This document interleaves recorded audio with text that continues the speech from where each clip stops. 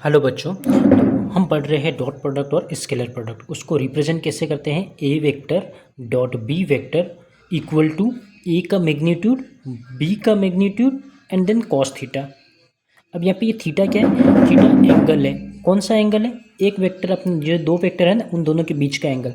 मान लेते हैं ए वेक्टर मेरा इस डायरेक्शन में है, ये है गया मेरा ए वेक्टर और ये हो गया मेरा बी वेक्टर।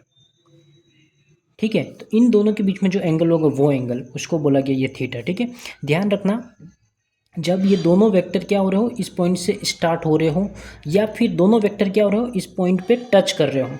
ठीक है, इस पॉइंट पे, एक ही पॉइंट पे या तो दोनों टच होने चाहिए, मतलब या तो डाइवर्जिंग होने चाहिए या कन्वर्ज होने चाहिए। ठीक है, इस पॉइंट पे दोनों वेक्टर आ रहे हैं ना, यहाँ पे एंगल देखना अपने को। ठीक है, तो ये एंगल आप देखोगे थीटा।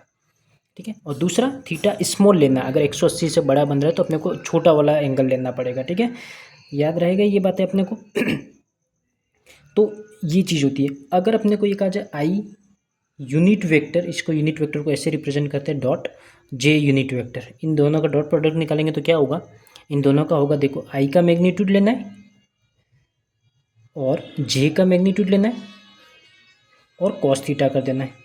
अब कोस थीटा कितना होगा आई और जे में, क्योंकि आई एक्स एक्सिस की डायरेक्शन में होता है, ये आई के इधर होता है, और जे कैप होता है अपना वाई एक्सिस की डायरेक्शन में। तो एंगल दोनों के बीच में कितना है? 90।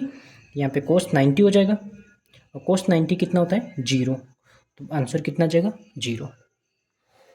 ठीक है, ये बात याद रहेगी अपने को, यानी जब भी एंगल 90 डिग्री बनेगा तो आंसर कितना आ जाएगा? 0 आ जाएगा।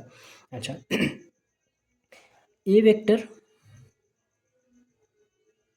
ए वेक्टर डॉट ए वेक्टर निकालूंगा मैं तो क्या हो जाएगा? ए का मैग्नीट्यूड, वापस से दूसरा वेक्टर भी ए ही है का मैग्नीट्यूड, और कोस, उस बार क्या एंगल कितना हो जाएगा? 0, है ना। सेम वेक्टर ए वेक्टर, ये ए वेक्टर है, और इसी पर वापस दूसरा वेक्टर भी इसी पर है, तो एंगल कितना बन रहा है? 0 बन रहा है। एंगल 0 बन रहा है तो क्या हो जाएगा? कोस 0 की वैल्यू कितनी होती है? 1। तो ए का मैग्नीट्यूड का स्क्वायर हो जाएगा, 2 बार आ रहा है तो ये स्क्वायर, और कोस 0 की वैल्यू 1। ध्यान रखना, यहाँ पे मैंने ए का मैग्नीट्यूड निकाला और फिर स्क्वायर लिखा। ठीक है, कभी अगर आप ऐसा लिखते हो इसको तो ये गलत है, क्योंकि वेक्टर का स्क्वायर का कोई मतलब ही नहीं है, इसका कोई मीनिंग ही नहीं है। ठीक है, लेकिन अगर आप वेक्टर का मैग्नीट्यूड ले लेते हो और फिर इसका स्क्वायर करते हो, देन इट इज़ करेक्ट, तभी आपका सही रहेगा। ठीक है, ये बात आपको ध्यान रखनी है। और क्या ध्यान रखना है? अगर A vector dot B vector अगर आप निकालते हो, या फिर B vector dot A vector निकलते हो, तो दोनों ही मतलब करेक्ट है। ठीक है, यानी आप इसको इस तरीके से लिख सकते हो। ठीक है, इसको कम्यूटेटिव प्रॉपर्टी भी कहते हैं। ए वेक्टर डॉट बी निकालो या बी वेक्टर डॉट ए निकालो। थैंक यू बच्चों।